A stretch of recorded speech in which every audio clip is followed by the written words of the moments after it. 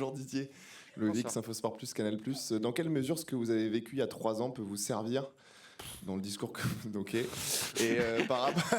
Non, mais c'était il y a 3 ans, Okay. C'était douloureux, bien évidemment. On va essayer de tout faire pour que ça ne se passe pas comme ça. Donc, même si dans toute expérience, et dans le négatif, oui, on apprend aussi. Mais bon, on a fait d'autres choses depuis quand même aussi. Donc, mais on a une place en quart de finale à aller chercher. Et je voulais finir la question. Ma question est sur un petit volet tactique par rapport au système que vous pourriez aligner. Dans quelle mesure ce losange dont on parle depuis hier peut mettre vos attaquants dans les meilleures conditions? Vous étiez à l'entraînement ce matin? C'est le seul désagrément, c'est de faire une conférence de presse après avoir fait le dernier entraînement. Alors je ne vais pas commenter ce qu'on a fait, ce qu'on n'a pas fait. Voilà, je fais en sorte toujours de mettre une équipe qui me paraît d'avoir les meilleures dispositions pour mettre l'adversaire en difficulté et être solide défensivement. Alors après, il y en a certains qui diront peut-être, je vais anticiper les questions prochaines, que je change, donc j'ai pas trouvé. Et quand j'avais trouvé, ah ouais, mais il n'y a pas de plan B, donc voilà, je change pas pour changer, mais je peux amener des modifications. Et après, en toute transparence, vous prenez une équipe que vous considérez qui joue dans un tel système. Vous prenez une image arrêtée de cette équipe et à un moment et une minute après, ben, ça ne sera pas forcément le même positionnement. Donc l'important pour moi, après, c'est les deux animations, offensive et défensive, où là, dans l'occupation des zones, avec toujours l'objectif de mettre l'ensemble des joueurs, quand c'est possible, dans la meilleure situation. Mais ça peut arriver que sur un ou deux, des fois, voilà, c'est pas la position idéale, quand ça peut être pour le bien du groupe, mais mon objectif est celui-là. Après, vous décomposez sur des formes géométriques différentes, ça fait partie du jeu. Bonsoir. Oui. Jonas Bernard, je suis l'Info le soir en Belgique. J'ai une question qui mêle un peu du coup le passé et le présent.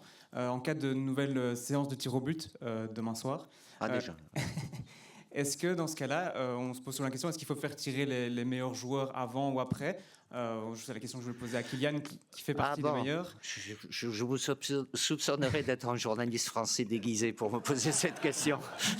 Mais est-ce qu'il y a une vraie stratégie du coup avant ces séances? Parce que la France, on a connu à l'Euro, mais aussi à oui, la oui, oui. Bah, on a surtout la chance, lorsqu'il y a eu des matchs, enfin la chance, ou la réussite, d'avoir des matchs à l'élimination directe. Et il y en a eu pas mal où on les a gagnés au bout des 90 minutes. Mais après, les séances de pénalty, est-ce que ça se prépare? Oui, on les prépare parce qu'on a les infos sur l'adversaire et sur nos propres joueurs. Après, entre ce que vous pouvez prévoir, si vous prenez la dernière qui nous a concernés, j'ai fait 7 changements, donc entre ceux qui étaient prévus et ceux qui peuvent tirer, c'est pas forcément les mêmes, mais mon objectif, c'est de faire en sorte qu'on n'aille pas jusqu'à là, mais si on doit y aller, on ira. Bonsoir Didier, Loïc Braille, RMC Sport. Tu as répété ces derniers jours à tes joueurs qu'une nouvelle compétition débute. Ils nous l'ont dit dans la compétition, oui. Voilà. Qu'est-ce que tu attends de différent et donc de mieux de leur part sur ce match de demain? C'est pas des matchs de poule. On a eu le parcours qu'on a eu, comme la Belgique a eu son parcours, chaque équipe, voilà. Et là, voilà, c'est une nouvelle compétition dans la compétition, puisque là, il n'y a pas de rattrapage possible ou quoi que ce soit. Donc, en face, forcément, les équipes qui sont qualifiées, c'est qu'elles ont été meilleures que celles qui ont été éliminées. Même s'il peut y avoir des analyses qui peuvent être discutables, mais tout ce qu'on a fait déjà de bien, en se créant beaucoup d'occasions, évidemment. Même si la Belgique a mis autant de buts que nous, puisqu'ils en ont mis 2, c'est de fait de pouvoir avoir une efficacité. Après, c'est pas faire une fixation là-dessus, mais c'est valable pour n'importe quel match. Et au niveau, évidemment, pour pouvoir gagner le match, il faut marquer. Donc, on l'a pas fait. Ça peut arriver aussi, que ça soit pour une équipe ou même tous les très grands buteurs je ne vais pas parler de moi, ont connu ça un moment, ils peuvent avoir un mois, 4, 5, 6 matchs, vous êtes bien là pour le dire, ça fait 6 matchs et 30 minutes qu'il n'a pas marqué, ça peut arriver aussi, donc c'est pas en claquant des doigts, mais évidemment c'est une donnée importante, mais et augmenter le curseur aussi, parce que en face on va avoir encore du solide et de la qualité. Bonjour Didier, oui. Emmanuel Baranguet pour l'AFP. Tu as déjà connu des huitièmes de finale déclic après un premier tour un petit peu plus fil, le 4-3 contre l'Argentine, le 5-2 contre l'Irlande. Est-ce que tu sens des petits signes comme ça dans ton groupe, des trucs que ça va se réveiller, que par exemple l'efficacité va revenir? Mais ils ne dormaient pas. Hein. Ils n'ont jamais dormi. On a fait ce qu'on a fait, on aurait pu faire mieux. Voilà, le groupe a toujours été concerné, attentif. J'ai sincèrement... la qualité, vous la savez qu'elle est là, mais c'est sincèrement un très grand groupe. Remarquez, pardon. C'est normal, c'est moi qui l'ai choisi, je ne vais pas dire le contraire. Mais évidemment que comme dans toute équipe, il y a des joueurs qui sont déçus parce qu'ils n'ont pas joué une minute jusqu'à maintenant. Oui, encore, heureusement. Mais voilà, il y a cette bascule et l'enjeu qui est là et qui amène forcément à une exigence plus importante, à concrétiser, à matérialiser sur le terrain, bien évidemment. Bonjour Didier, Sébastien Tarago, la chaîne L'Équipe. 2 petites questions rapides. Non, une, on n'a le droit qu'à une. Est-ce que tu as senti un changement d'attitude cette semaine, plus de concentration?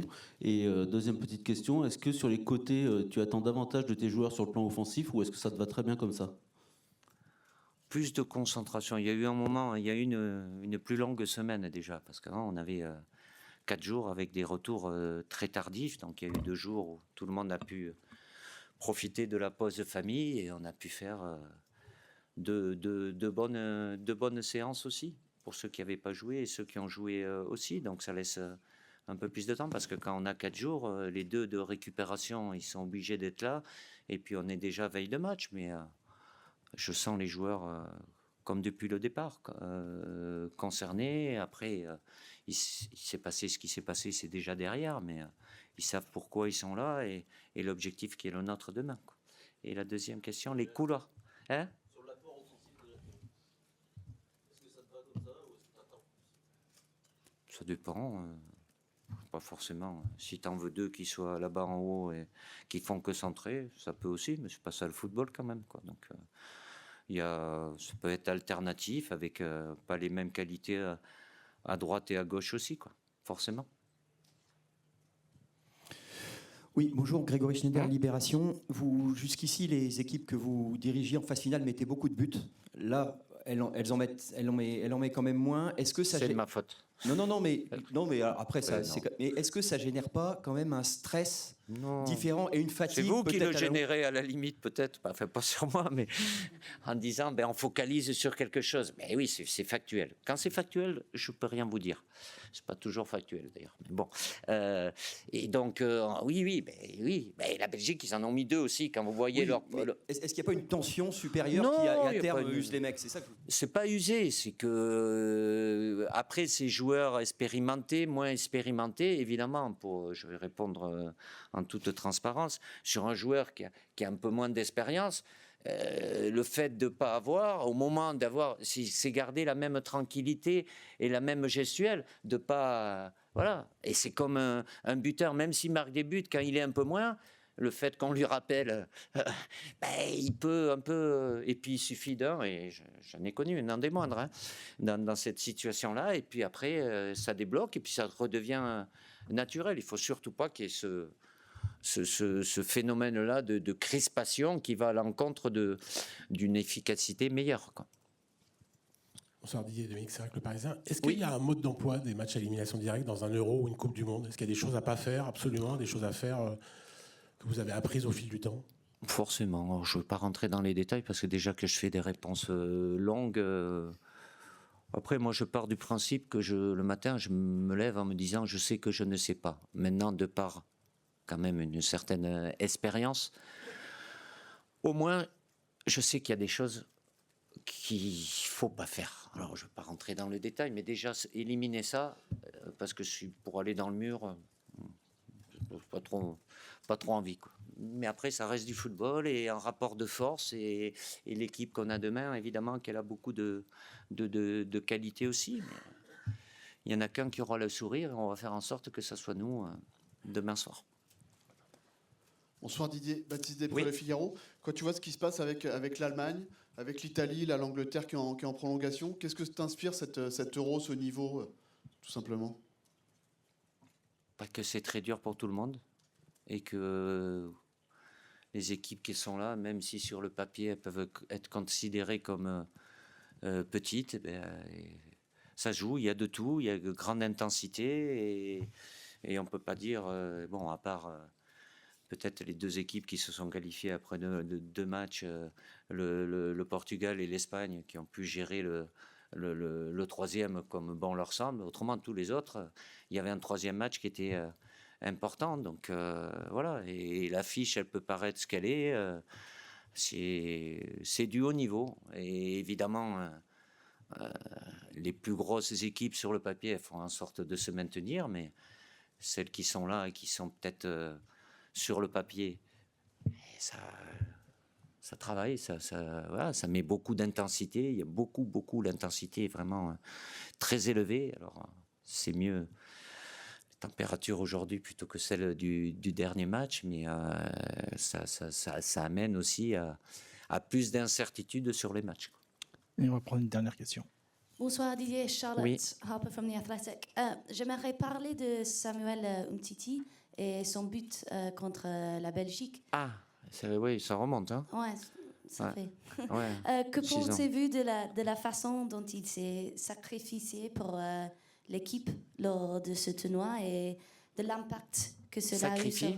Oui, parce qu'il avait des problèmes ou des blessures pendant le tournoi. Oui, mais ça, il y en a même qui sont sur le terrain, dans toutes les équipes qui jouent avec des problèmes ponctuels qui peuvent malheureusement après s'aggraver ou pas, mais il était en pleine possession de ses moyens. C'est d'ailleurs pour ça qu'il a marqué ce but qui a été décisif pour nous. Merci. Ok, merci, bonne soirée. Merci, à demain.